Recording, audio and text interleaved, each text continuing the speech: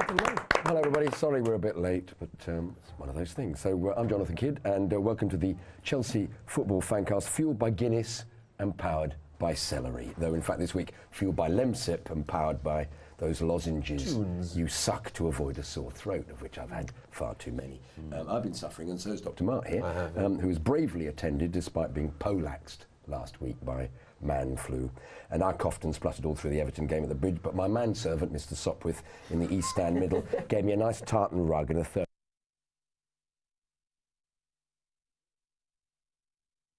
Anxious. The blood pressure rose and the heart experienced several palpitations resembling the drum pattern on Blue is the Colour. And this was the first time this season we've won in the last few minutes, and please, could it possibly be the last? My manservant was considering mouth-to-mouth resuscitation, but I rallied after William's goal. Phew. So, the name of the show tonight is the Chelsea Football Fancast, Quick Nurse, I'm Having a Heart Attack. Though Kydd wanted Willian, it was really 1-0. I like that. Do you like that? Could you explain that to me? It's a Smith's reference. Oh, you see, yeah. William, it was really nothing. Yeah, good. By Morrissey. I'm so pleased that you're here, Charlie. I'm so pleased, because I wouldn't have got it. Anybody else would have got it? Got a clue. No, I haven't got a clue, no. I was never a Smiths fan. I like that one, Charming Man. I like that one. Yeah, well, who did he support them? Weren't they Liverpool supporters? Well, they Manchester United supporters, weren't they? Man United. Well, no, Johnny was Man City. Man City is, yeah, of course. Anyway, that's good to know. Anyway, you may have noticed, everybody, it's me again, and not the great Stamford Kydd, as once again he's away. And last week he's at a nudist convention in Littlehampton. Anybody get that guy? Yeah, very good. Thank you very much. This week he's in Bognor at a Sabutio competition. Everybody know what Sabutio is? Now here's a team. You see, look, that's my Chelsea Sabutio team. You see, look, I put little numbers on them, and it's flick to kick. You see, so you get the player, and anybody want to be in goal here? So we have to lift this up so we can see it. So could you be in goal for me? He's got his stick. You see, and I then go. It doesn't normally go through the goal like that. Well, that's tough, you know. Anyway. So that's 1-0 to me. Anyway, you flick to kick. Now, Kydd has two teams entered, Chelsea and Kydd FC. Here's his Chelsea team. Cech, Cole, Terry, Droy, Chopper, Cook, Lampard, Wilkins, Nevin, Dixon and Osgood, and it's 4-4-2. And this is his Kydd team, Kydd FC. Kydd,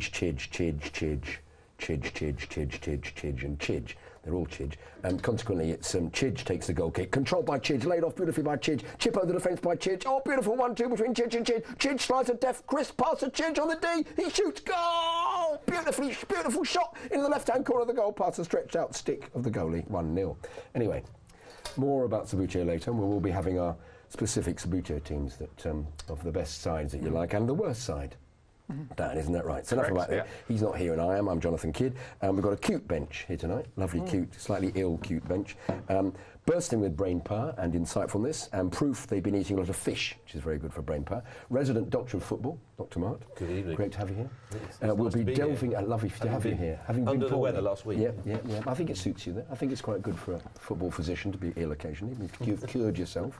We'll be delving into the deep well of your engineering knowledge tonight about what on earth CFC can do about redeveloping the bridge. You have a few clues for us. Interesting subject. Good. Our fluent, articulate journalist Charlie Skillen is once again here to tell us about what we've surmised and got wrong about what's actually happening at our club. Lovely to have you here. Anything interesting happening in the world of journalism? There's lots, but I'm more concerned that you and I have a 1 and 2 shot. I love it. Yeah, but that's because your status has risen, isn't it? I mean, get rid of Kydd and Sophie Rose. As the show goes on, I'll actually be I'll be over here. It'll be just you. That's great. Any comments about Neil Ashton's diatribe against the Blues, or you're not allowed to talk about that? You can talk about that later. You know, only last week Ash wrote a great piece about the whole Chelsea youth system and how it's a wonderful thing and how it's grown. You know, it's just. I like the fact you call him Ash. It's good. This is his name. I could think of a few things to call him. It's one of them begins with A. You know, it was a. You know, it was an opinion piece. It was a strong piece. It's his opinion. You know, you've got to remember, a lot of these guys are not Chelsea. Some of them are Chelsea fans. No, I know. They're not Chelsea fans. No, they're not. You know, who does he support? Liverpool? Palace. Palace, is he? Oh, that's I mean, and I'm only saying that on here because he doesn't hide that. No.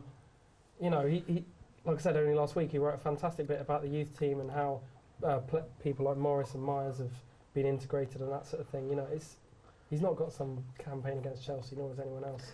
It's just he's not a fan of Mourinho, though, is he? He is. He's not a fan of some of Mourinho's actions, which is, possibly fair enough. I've met Chelsea fans that aren't either. So, Yes. No one's got a campaign against Chelsea at all. Okay. But anyway, Thank you. We'll talk about that. Anyway. The Scored pertinent 50 and now. always on the ball, Dan Silver is also here. We're taking issue with most of my opinions, which is good. Yeah.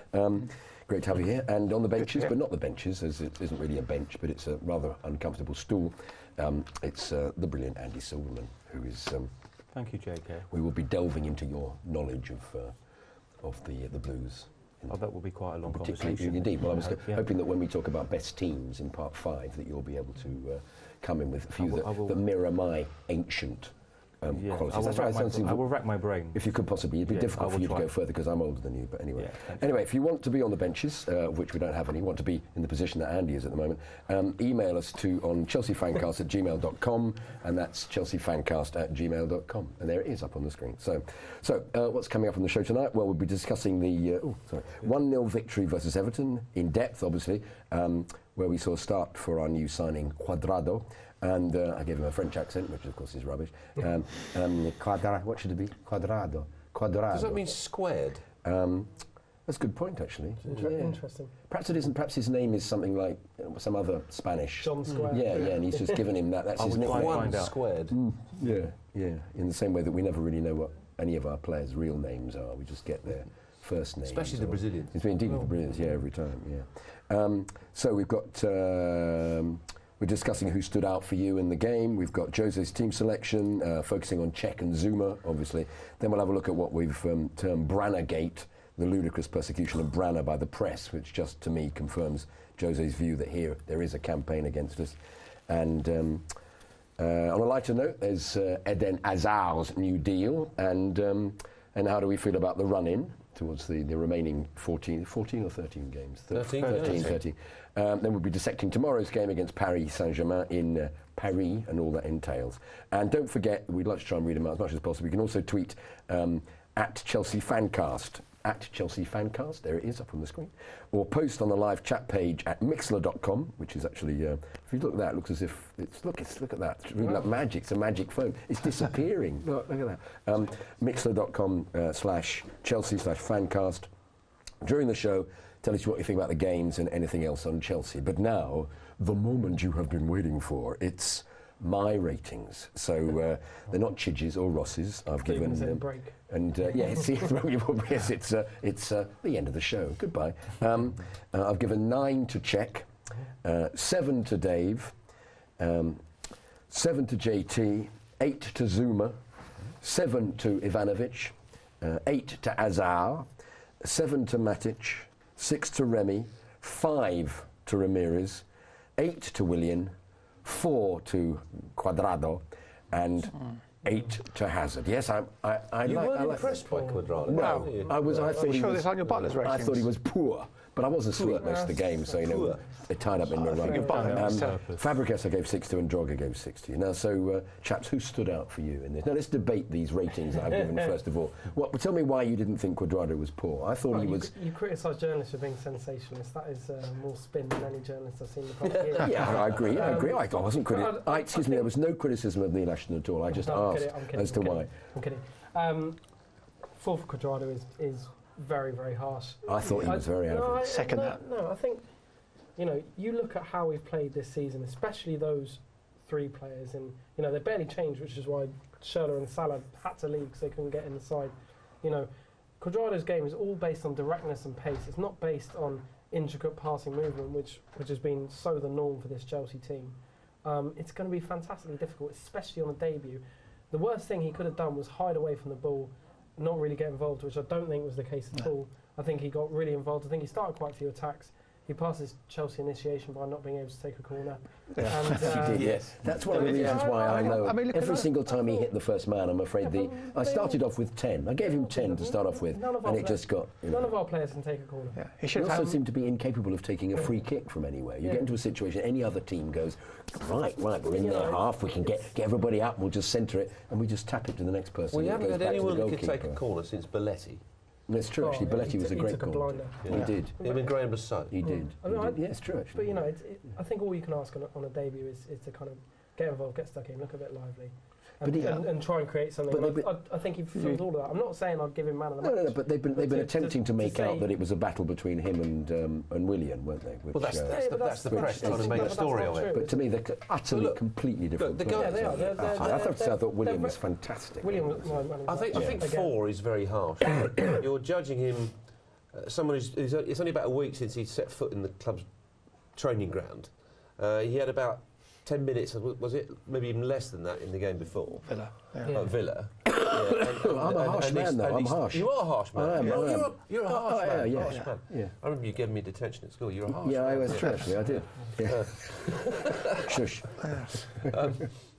It's going to take time. I mean, it's taken time for Hazard and Oscar and all the rest of them to learn to play together. But do you think that's what we can allow them, though? I always think that a player needs to come in. Zola came in, we didn't go, we've got to give him time. He just played wonderfully. He's not going to hit the ground running. So...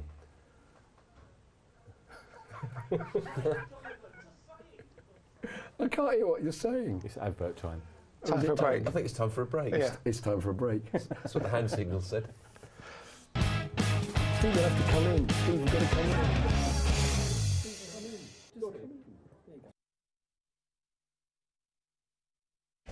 Harry was